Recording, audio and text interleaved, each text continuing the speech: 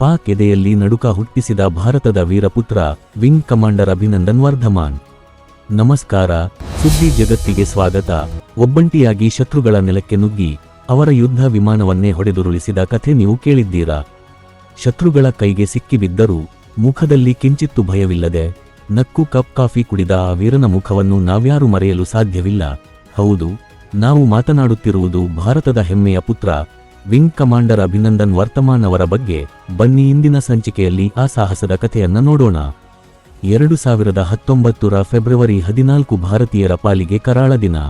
ಜಮ್ಮು ಕಾಶ್ಮೀರದ ಪುಲ್ವಾಮಾದಲ್ಲಿ ನಮ್ಮ ಸಿಆರ್ಪಿಎಫ್ ಯೋಧರ ಮೇಲೆ ಉಗ್ರರು ಹೇಡಿಗಳಂತೆ ದಾಳಿ ಮಾಡಿದ್ದರು. 40ಕ್ಕೂ ಹೆಚ್ಚು ಯೋಧರು ಹುತಾತ್ಮರಾದರು. ಇಡೀ ದೇಶವೇ ರೊಚ್ಚಿಗೆದ್ದಿತ್ತು. ಪಾಕಿಸ್ತಾನಕ್ಕೆ ತಕ್ಕ ಪಾಠ ಕಲಿಸಲೇಬೇಕು ಎಂದು ಎಲ್ಲರೂ ಕಾಯುತ್ತಿದ್ದರು. ಭಾರತ ಸುಮ್ಮನೆ ಕೂರಲಿಲ್ಲ. ಫೆಬ್ರವರಿ 26ರ ಮಧ್ಯರಾತ್ರಿ ನಮ್ಮ ವಾಯುಪಡೆಯ ಮಿರಾಜ್ 2000 ಯುದ್ಧ ವಿಮಾನಗಳು ಪಾಕಿಸ್ತಾನದ ಗಡಿಯೊಳಗೆ ನುಗ್ಗಿದವು. ಬಾಲಕೋಟ್ನಲ್ಲಿದ್ದ ಉಗ್ರಗ ಕ್ಯಾಂಪ್ ಮೇಲೆ ಬಾಂಬ್ ಹಾಕಿ ಉಗ್ರರ ನೆಲೆಗಳನ್ನು ನಾಶ ಮಾಡಿದವು. ನಮ್ಮ ಯೋಧರ ಸಾವಿಗೆ ತಕ್ಕ ಪ್ರತಿಕಾರ ತೀರಿಸಿಕೊಂಡೆವು. ಭಾರತದ ಈ ಏಟಿಗೆ ಪಾಕಿಸ್ತಾನ ಬೆಚ್ಚಿಬಿದ್ದಿತು.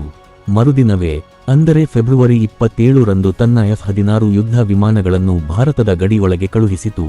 ಆ ದಿನ ನಮ್ಮ ಗಡಿಯನ್ನು ಕಾಯುತ್ತಿದ್ದವರು ಬೇರೆಯವರು ಅಲ್ಲ, ನಮ್ಮ ದೇಶದ ಹೆಮ್ಮೆಯ ಪುತ್ರ ಅಭಿನಂದನ್ ವರ್ಧಮಾನ್ ವಿಂಗ್ ಕಮಾಂಡರ್. ಅಂದು ಆಕಾಶದಲ್ಲಿ ನಡೆದ ಮಹಾಯುದ್ಧ.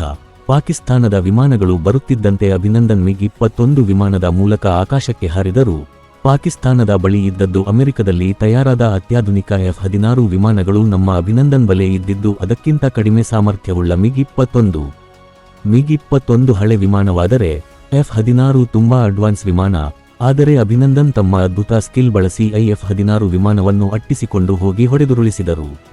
ಇದು ಜಗತ್ತಿನ ಮಿಲಿಟರಿ ಇತಿಹಾಸದಲ್ಲಿ ಒಂದು ದೊಡ್ಡ ಸಾಹಸ. ಶತ್ರುವಿನ ವಿಮಾನವನ್ನು ಹೊಡೆದುರುಳಿಸಿದ ಅಭಿನಂದನ್ ಅವರ ವಿಮಾನಕ್ಕೂ ಏಟು ಬಿತ್ತು. ವಿಮಾನ ಕೆಳಗೆ ಬೀಳುವಾಗ ಅವರು ಪ್ಯಾರಾಚೂಟ್ ಮೂಲಕ ಹಾರಿದರು. ಆದರೆ ದುರಾದೃಷ್ಟವಶಾತ್ ಅವರು ಹೋಗಿ ಬಿದ್ದಿದ್ದು ಪಾಕಿಸ್ತಾನದ ಗಡಿಯೊಳಗೆ. ಶತ್ರುಗಳ ಕೈಗೆ ಸಿಕ್ಕಿ ಬಿದ್ದರೆ ಯಾರಾದರೂ ಭಯಪಡುತ್ತಾರೆ, ಆದರೆ ಅಭಿನಂದನ್ ಮಾಡಿದ್ದೇ ಬೇರೆ. ಗಾಯಗೊಂಡಿದ್ದರೂ ತಮ್ಮ ಬಳಿ ಇದ್ದ ಗುಪ್ತ ದಾಖಲೆಗಳು ಪಾಕಿಸ್ತಾನದ ಕೈಗೆ ಸಿಗಬಾರದೆಂದು ಆ ದಾಖಲೆಗಳನ್ನು ಹರಿದು ತಿಂದು ನೀರಿಗೆ ಹಾಕಿದರು. ಪಾಕಿಸ್ತಾನದ ಸೈನ್ಯ ಅವರನ್ನು ಹಿಡಿದು ವಿಚಾರಣೆ ಶುರು ಮಾಡಿತು. ಕಣ್ಣಿಗೆ ಬಟ್ಟೆ ಕಟ್ಟಿದರು. ಮುಖದಲ್ಲಿ ರಕ್ತ ಸುರಿಯುತ್ತಿತ್ತು. ಪಾಕ್ ಅಧಿಕಾರಿಗಳು ನಿನ್ನ ಉದ್ದೇಶ ಏನು, ನಿನ್ನ ಮಿಷನ್ ಏನು ಎಂದು ಕೇಳಿದಾಗ ಅಭಿನಂದನ್ ಸ್ವಲ್ಪವೂ ಭಯಪಡದೆ, ಕ್ಷಮಿಸಿ, ನಾನು ಈ ಮಾಹಿತಿಯನ್ನು ನಿಮಗೆ ಹೇಳುವಂತಿಲ್ಲ ಎಂದರು. ಅಭಿನಂದನ್ ಪಾಕಿಸ್ತಾನದ ವಶದಲ್ಲಿದ್ದಾರೆ ಎಂದು ಗೊತ್ತಾಗುತ್ತಿದ್ದಂತೆ ಭಾರತ ಸರ್ಕಾರ ಪಾಕಿಸ್ತಾನಕ್ಕೆ ಖಡಕ್ ಎಚ್ಚರಿಕೆ ನೀಡಿತು. ನಮ್ಮ ಸೈನಿಕನನ್ನು 1 ದಿನದ ಒಳಗೆ ವಾಪಸ್ ಕಳುಹಿಸಬೇಕು, ಇಲ್ಲದಿದ್ದರೆ ಗಂಭೀರ ಪರಿಣಾಮವನ್ನು ಎದುರಿಸಬೇಕಾಗುತ್ತದೆ ಎಂದು ಗುಡುಗಿತು. ಭಾರತದ ಎಚ್ಚರಿಕೆ ಮತ್ತು ಅಂತಾರಾಷ್ಟ್ರೀಯ ದೇಶಗಳ ಒತ್ತಡಕ್ಕೆ ಪಾಕಿಸ್ತಾನ ಹೆದರಿತು. ಬೇರೆ ದಾರಿ ಇಲ್ಲದೆ ಕೇವಲ 60 ಗಂಟೆಗಳಲ್ಲಿ ಅಭಿನಂದನ್ ಅವರನ್ನು ಬಿಡುಗಡೆ ಮಾಡಲು ಒಪ್ಪಿಕೊಂಡಿತ್ತು. ಮಾರ್ಚ್ 1, 2019 ಕೋಟ್ಯಂತರ ಭಾರತೀಯರ ಪ್ರಾರ್ಥನೆ ಫಲಿಸಿತು. ಶತ್ರುಗಳನ್ನು ಸದೆ ಬಡಿದು ಸಾವನ್ನೇ ಗೆದ್ದು ಬಂದ ನಮ್ಮ ಹೀರೋ ಅಭಿನಂದನ್ ವಾಘಾ ಗಡಿಯ ಮೂಲಕ ಭಾರತಕ್ಕೆ ಮರಳಿ ಬಂದರು. ಇಡೀ ದೇಶವೇ ಹಬ್ಬದಂತೆ ಸಂಭ್ರಮಿಸಿತು. ಅಭಿನಂದನ್ ಅವರ ಈ ಅದ್ಭುತ ಸಾಹಸವನ್ನು ಮೆಚ್ಚಿ ಭಾರತ ಸರ್ಕಾರ ಅವರಿಗೆ ಯುದ್ಧದ ಸಮಯದಲ್ಲಿ ನೀಡಲಾಗುವ ವೀರಚಕ್ರ ಪ್ರಶಸ್ತಿಯನ್ನು ನೀಡಿ ಗೌರವಿಸಿದೆ. ಈಗ ಅವರು ಭಾರತೀಯ ವಾಯುಪಡೆಯ ಗ್ರೂಪ್ ಕ್ಯಾಪ್ಟನ್ ಆಗಿ ಪ್ರಮೋಷನ್ ಪಡೆದಿದ್ದಾರೆ. ಅಭಿನಂದನ್ ಕೇವಲ ಒಬ್ಬ ವ್ಯಕ್ತಿಯಲ್ಲ, ಅವರು ಇಂದಿನ ಯುವಕರಿಗೆ ದೊಡ್ಡ ಸ್ಫೂರ್ತಿ. ಎಷ್ಟೇ ಕಷ್ಟ ಬಂದರೂ ಧೈರ್ಯ ಕಳೆದುಕೊಳ್ಳಬಾರದು ಎಂದು ಅವರು ನಮಗೆ ಕಲಿಸಿ ಕೊಟ್ಟಿದ್ದಾರೆ. ಭಾರತೀಯ ಸೇನೆಯ ಪ್ರತಿಯೊಬ್ಬ ಯೋಧನಿಗೂ ನಮ್ಮದೊಂದು ಸೆಲ್ಯೂಟ್. ಇದಾಗಿತ್ತು ಇವತ್ತಿನ ಸುದ್ದಿ ಜಗತ್ತು ವಿಶೇಷ.